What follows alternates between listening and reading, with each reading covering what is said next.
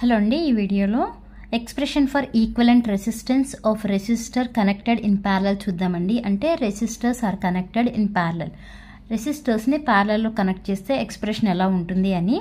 Okay, resistors are set to be connected in parallel. Resistors అనేవి ప్యారలల్లో connect అయినాయి అని ఎలా చెప్తాము అంటే, మనకి రెసిస్టర్కి వచ్చి 2 ఎండ్స్ ఉంటాయి కదా. ఓకే, ఇలా మీరు రెసిస్టర్ డ్రా చేస్తే ఇదొక ఎండ్, ఇదొక ఎండ్. రెసిస్టర్కి వచ్చి 2 ఎండ్స్ ఉంటాయి కాబట్టి అలా మీరు ఇక్కడ 3 రెసిస్టర్స్ తీసుకున్నారు అంటే ఇప్పుడు ఈ 3 రెసిస్టర్స్కి ఇదొక ఎండ్ అవుతుంది, ఇదొక ఎండ్ అవుతుంది. అలా ప్రతి ఒక్క రెసిస్టర్ యొక్క ఈ ఫస్ట్ ఎండ్ ఏదైతే ఉందో ఆ ఫస్ట్ ఎండ్ అన్నిటిని కూడా ఎక్కడ కనెక్ట్ చేసాము, ఒక కామన్ పాయింట్ దగ్గర కనెక్ట్ చేసాం. అలానే అదర్ ఎండ్ అంటే సెకండ్ ఎండ్ ఉంది కదా, రెసిస్టర్ 2 ఎండ్స్ అంటున్నాం కదా, ఈ సెకండ్ ఎండ్ ఉన్న ఈ 3 రెసిస్టర్స్ కూడా ఎక్కడ కనెక్ట్ చేసాం, ఇంకో కామన్ పాయింట్ దగ్గర కనెక్ట్ చేసాం. ఇలా కనెక్ట్ చేసి ఉండడాన్ని ప్యారలల్ కనెక్షన్ అంటాం. అర్థమైందా? Resistors are connected in parallel if one of all the resistors is connected to a common point. Similarly, the other end of all అంటే ఇక్కడ మనం ఎన్ని తీసుకున్నాం, 3 resistors తీసుకున్నాం కదా. The other end of all the resistors is connected to another common point. ఇప్పుడు ఈ 2 common పాయింట్స్ని అంటే 2 ఎండ్స్ని ఎక్కడికి కనెక్ట్ చేసామండి, వోల్టేజ్ సోర్స్కి కనెక్ట్ చేసాం. దీన్నే మనం ప్యారలల్ కనెక్షన్ అంటాం. ఇక్కడ మనకి ఎప్పుడైతే వోల్టేజ్ ఇచ్చామో కరెంట్ అనేది ఫ్లో అవుతుంది కదా. అంటే I అంటేనేమో సప్లై కరెంట్, V అంటేనేమో అప్లైడ్ వోల్టేజ్, అలానే I1, I2, I3 అంటే ఈ రెసిస్టర్స్లో ఫ్లో అయ్యే కరెంట్ అనమాట. అంటే R1 రెసిస్టర్లో ఫ్లో అయ్యే కరెంట్ని I1 అంటాం, R2 రెసిస్టర్లో ఫ్లో అయ్యే కరెంట్ని I2 అంటాం, R3 రెసిస్టర్లో ఫ్లో అయ్యే కరెంట్ని I3 అంటాం. మరి ప్యారలల్ కామన్ అంటే ప్యారలల్లో కండిషన్ ఏంటి అంటే మనకి వోల్టేజ్ అనేది కామన్గా ఉంటుంది, కరెంట్ అనేది డిఫరెంట్గా ఉంటుంది. ఓకే, ప్యారలల్లో మనకి వోల్టేజ్ అనేది కామన్ అంటే సేమ్ ఉంటుంది, కరెంట్ అనేది డిఫరెంట్ ఉంటుంది. కరెంట్ అనేది డిఫరెంట్ మీన్స్ ఇక్కడ మనకి కరెంట్ I అనేది ఫ్లో అవుతుంది కదా, బట్ ఇక్కడికి వచ్చేటప్పటికి ఏమవుతుంది, I1 అయింది, I2 అయింది. అంటే కరెంట్ అనేది డివైడ్ అవుతుంది, వోల్టేజ్ మాత్రం కామన్ అంటే సేమే ఉంటుంది.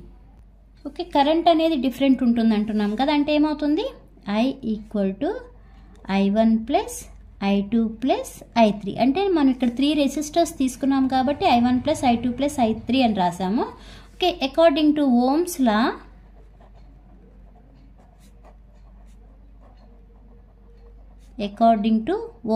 V = ఏంటి formula, V = IR. Okay, according to Ohm's law V = ఏమవుతుంది, IR అవుతుంది. I = ఏమవుతుంది, ఈ I అంటే I కదా, ఈ ఐని ఇటు ఉంచేస్తే ఇక్కడ ఇంటూ ఉంది కాబట్టి ఈ R అనేది ఇటు వస్తే ఏమవుతుంది, బై అవుతుంది. అంటే V/R = ఏమవుతుంది, I అవుతుంది. ఓకే, ఇప్పుడు మనం ఏం చేయాలంటే ఆ ఓమ్స్ లాని ఇక్కడున్న ప్రతి ఒక్క రెసిస్టర్కి అప్లై చేయాలి. Okay, apply Ohm's law to each resistor. అంటే మనకు అక్కడ ఎన్ని రెసిస్టర్స్ ఉంటే అన్ని రెసిస్టర్స్కి ఓమ్స్ లాని అప్లై చేయాలి. ఓకే, దాన్ని బట్టి I1 = ఏమవుతుందండి, I1 = మనకి I = ఏమైంది, V/R అయింది కదా. I1 = ఏమవుతుంది, V/R1 అవుతుంది. అలానే I2 = ఏమవుతుంది, V/R2 అవుతుంది. వోల్టేజ్ అనేది సేమ్ అంటే కామన్గా ఉంటుంది, కరెంట్ మాత్రమే డివైడ్ అవుతుంది కదా. అందుకే ఇక్కడ V అనేది కామన్గా ఉండాలి. అంటే V1, V2 రాయమండి, Vనే రాస్తాము, V/R1. నెక్స్ట్ I2 = ఏంటి ఫార్ములా, V/R2. అలానే I3 = ఏం రాస్తాం, V/R3 అని రాస్తాం. I1, I2, I3 ఈ 3ని ఈ ఈక్వేషన్లో సబ్స్టిట్యూట్ చేయండి. I = I1 + I2 + I3 రాసాం కదా, ఆ ఈక్వేషన్లో సబ్స్టిట్యూట్ చేయండి. అప్పుడు ఏమవుతుంది, I = I1 + ఏం సబ్స్టిట్యూట్ చేయాలి, V/R1 + I2 ప్లేస్లో V/R2 + I3 ప్లేస్లో V/R3 సబ్స్టిట్యూట్ చేయండి.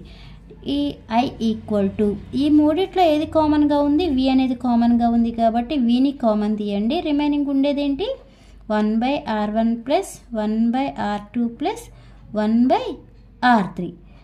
ఈ Vని నేను ఈక్వల్కి ఇటు తీసుకొచ్చేస్తున్నాను. ఇక్కడ V ఇంటూ అని ఉంది కదా, అంటే ఇటు వచ్చేటప్పటికి V ఏమైపోతుంది, బై అవుతుంది. అంటే I/V = 1/R1 + 1/R2 + 1/R3. మనం I = ఏమని రాసాము, V/R అని రాసాం కదా. ఓకే, ఇప్పుడు ఆర్ ఈక్వల్ టు ఏమని రాయొచ్చు మనం? R equal to V by I అని రాయొచ్చు, అంతే కదా. ఈ ఈక్వేషన్ నుంచి అంటే ఫస్ట్ చూడండి, వి ఈక్వల్ టు ఐఆర్ ఉంది కదా, వి ఈక్వల్ టు ఐఆర్ నుంచి ఐ ఈక్వల్ టు ఏమని రాయొచ్చు? వి బై ఆర్ అని రాయొచ్చు. అలానే ఆర్ ఈక్వల్ టు ఏమని రాయొచ్చు? వి బై ఐ అని రాయొచ్చు. బట్ మనకి ఇక్కడ ఏముంది? వి బై ఐ ఉంటే ఆర్ రాసేవాళ్ళం, బట్ మనకి ఏముంది? ఐ బై వి ఉంది. అంటే దీని మనం ఇప్పుడు ఏమని రాయొచ్చు? 1 by R. Okay, 1 by R equal to 1 by R one plus 1 by R two plus 1 by ఆర్3. ఇది మీకు resistors are connected in parallel formula. Okay, 1 by R equal to అంటే దీన్ని మనం ఈక్వలెంట్ రెసిస్టెన్స్ అంటాం. 1 by R one plus 1 by R two plus 1 by ఆర్3. అదే మీరు n నెంబర్ ఆఫ్ రెసిస్టర్స్ తీసుకున్నారనుకోండి, n నెంబర్ ఆఫ్ రెసిస్టర్స్ అంటే 1 బై ఆర్ ఈక్వల్ టు ఏమని రాస్తారు? 1 by R one plus 1 by R two plus and so on. N number of resistors అంటున్నాం కాబట్టి ఏమని రాస్తాం? 1 బై ఆర్ఎన్ అని రాస్తాం. ఓకే, ఇది మీకు expression for resistors are connected in parallel. Okay, ఈ వీడియో అర్థమైందా? అర్థమైతే లైక్ చేయండి, షేర్ చేయండి, అలానే సబ్స్క్రైబ్ చేయండి. Thanks for watching.